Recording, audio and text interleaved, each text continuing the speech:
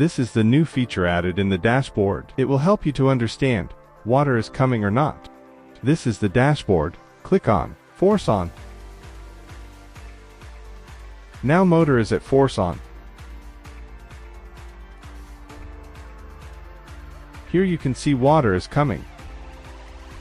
Now, you can click on Direct On. Direct On. As tank will be full, there will be water tank full. Auto cut.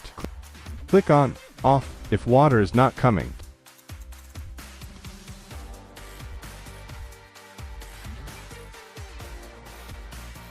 To check the water is coming or not, click on Force On. Wait for motor to on. Now, motor is on, but no water in pipe. Let us wait some more time. Wait for 1 minute. If still, there is no water in pipe, then off the motor.